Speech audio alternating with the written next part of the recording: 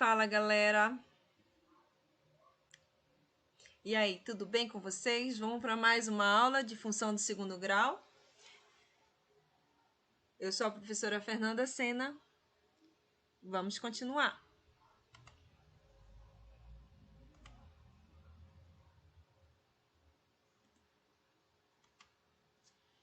Agora, nós vamos estudar a função propriamente dita, né? Função do segundo grau. Chama-se função também quadrática ou função polinomial do segundo grau.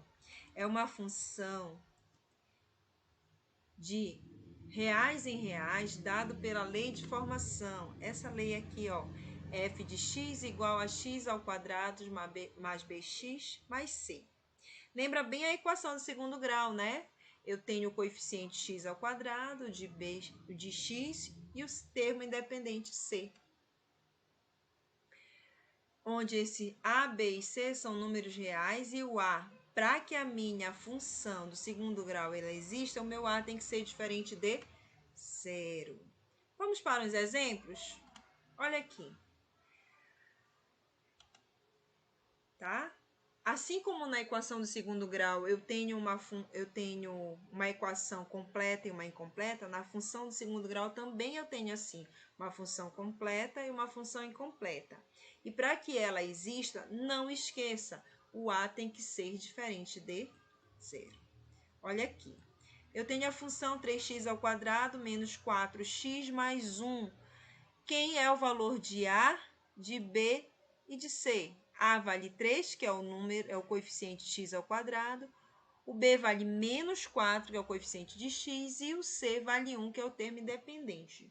Já na função seguinte, x ao quadrado menos 1, observa que o bx não aparece. Então, se ele não aparece, ele é igual a 0. Então, eu tenho o a, que é 1. Lembrem-se que eu falei na aula passada que quando não aparece um número na frente do x ao quadrado do x, obtém-se que é uma unidade. Tudo bem? Então, a é igual a 1, b é igual a 0, porque não aparece o bx, e o c é igual a menos 1. Tudo bem? E o que mais que nós precisamos saber sobre a função do segundo grau, além da lei de formação, professora? O que cai muito no Enem, galera. Gráfico. Gráfico é primordial no assunto de funções. Como é que ela é representada? A função do segundo grau ela é representada com uma curva, que é chamada de parábola. Esse gráfico, nós vamos ter 3 situações, o A, B e o C. São 3 que nós vamos estudar nesse gráfico. Assim como na função do primeiro grau, a função do segundo grau, o A ele é determinante, tá? Ele é determinante. Ele que vai me dizer se a minha função tem concavidade para cima ou para baixo. Então, bora lá. Como é que eu posso entender, professor? Toda vez que o meu A for positivo, a concavidade da minha parábola é para cima.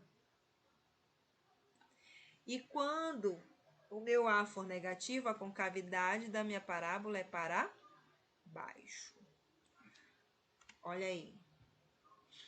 Eu posso também lembrar o seguinte, vocês já conheceram o mexicano? Pois é, nas minhas aulas eu ensino mexicano. Eu vou tentar desenhar aqui o mexicano. Esse aqui é o chapéu do mexicano. Vou tentar desenhar aqui o outro mexicano. Quando o meu A for maior que 0, deixa eu fazer esse mexicano mais bonitinho. Ele tá muito engraçadinho esse aqui. Vou fazer maior igual aquele outro lá. Bora lá, professora. Eu vou fazer um chapéu maior.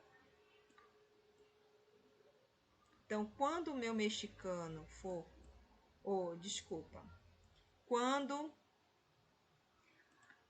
o meu A for maior que 0, o meu mexicano vai estar o quê? Feliz. Ó. Olha aqui. Quando o meu A for maior que zero, o meu mexicano ele vai estar feliz. Então, com cavidade para cima. Quando a minha parábola, o meu A for menor que zero, meu mexicano vai estar triste. Então, com cavidade para baixo. Deu para entender? Então, o meu A ele vai determinar a concavidade da minha parábola. Se ele for maior que zero, concavidade para cima. Se for menor que zero, concavidade para baixo. Dentro dessa representação gráfica também, eu posso estudar o coeficiente B. Ele é muito importante também.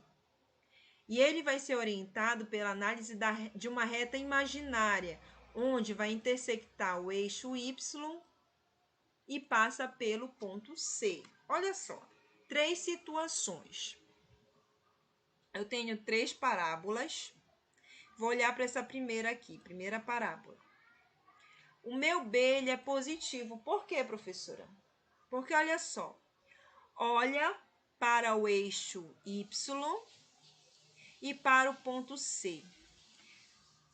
Do vértice, ó, eu vou puxar uma reta, essa reta aqui que eu vou pintar.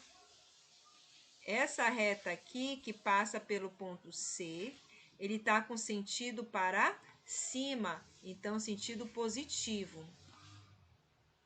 Observe essa outra concavidade em que eu estou aqui no eixo Y, o meu C, eu vou puxar uma reta que parte, que intersecta o C e o eixo Y, e ele vai estar com sentido para baixo. Se ele está com sentido para baixo, o meu B vai ser menor que zero.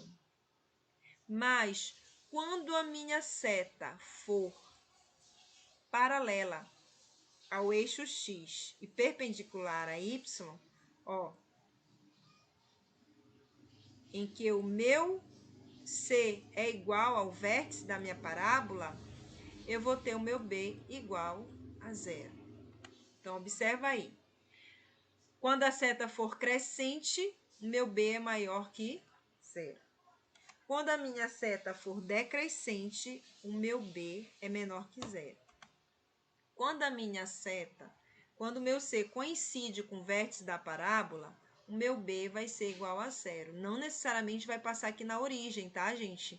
Não é na origem. Para ele ser B igual a zero, o meu C tem que coincidir com o vértice da parábola. Tudo bem?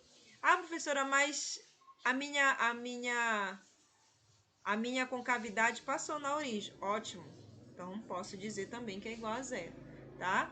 Mas como é que eu vou conseguir entender ou encontrar o valor de B? Quando eu conseguir passar essa reta imaginária pelo o eixo Y que passa pelo ponto C. Se a reta ela estiver para cima, ela vai ter o sentido positivo de B. Se ela estiver com sentido para baixo, ela vai ser menor, né? O B vai ser menor que zero. E quando eles coincidirem, vai ser igual a zero. Tudo bem? Além do A e do B, eu tenho o C. E o C ele é importantíssimo, porque o C ele sempre vai tocar onde? No eixo Y. Assim como na função do primeiro grau, em que o B toca o eixo Y, o C também vai tocar o eixo Y. E dependendo de onde ele tocar no eixo Y, ele vai ter um valor. Se ele tocar na parte positiva de Y, ele vai ser maior que zero. Se o C tocar na parte negativa de Y, ou seja, para baixo, ele vai ser menor que zero. Se ele tocar na origem, ele vai ser igual a zero. Tudo bem? Deu para entender? Olha só aqui, se eu quisesse passar, né,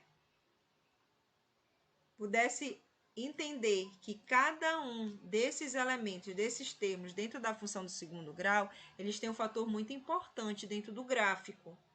Então, muitas questões do Enem e de qualquer outro concurso, eles gostam de trabalhar muito gráfico e acabam confundindo, muitas das vezes, a mente do candidato.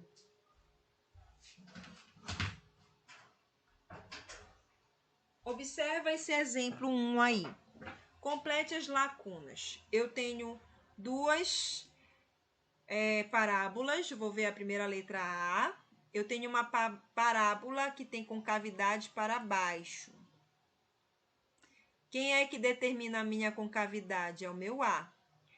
Concavidade para baixo, eu vou ter o meu mexicano triste, né? Se ele tá triste, então meu A vai ser menor que 0. Então, aqui vai ser menor. Ó, eu vou passar agora bem aqui, ó. É o C. Ele tá tocando aqui, o C. Se eu passar uma reta imaginária que intersecta o C, deixa eu abranger aqui, que intersecta o C, né? Então, ó, passar uma reta aqui que intersecta. Aí não tá legal essa minha reta, a coordenação motora passou muito longe. Vamos lá, galera. Vou passar uma reta aqui, que intersecta o ponto C e o eixo Y, né? Essa reta tá com sentido para cima. Então, eu posso dizer que meu B é maior que 0. Meu C toca na parte positiva de Y. Então, ele é maior que 0. E o meu delta? O delta, nós vimos na aula anterior que o delta, ele determina as minhas raízes. Como ele toca em duas raízes distintas, então meu delta é maior que 0. Bem? Se ele tocasse em um único ponto, elas seriam iguais a 0. Se ele não tocasse nenhum, não existiria raiz. Olha o B. O B, olha o Czinho aqui, ó. O C tá bem aqui. Esse C, observa que ele é igual ao vértice, tá? Se ele é igual ao vértice, eu já posso dizer o seguinte: eu tenho uma reta, tá? Que ela nem sobe e nem desce. Se ela não sobe nem desce, então B é igual a 0. Concavidade para cima. Mexicano. Feliz. Então, meu A vai ser maior que 0. Então, A maior que 0. Tudo bem? E o meu C aqui? Quanto é que vai valer meu C? O meu C está tocando na parte negativa de Y. Então, ele vai ser o quê? Menor que 0. E o meu determinante, meu discriminante, está tocando em duas raízes. Né? Tocando em duas raízes, então ele vai ser maior que 0. Tudo bem, galerinha? Então, fica ligado que aí vem mais, tá?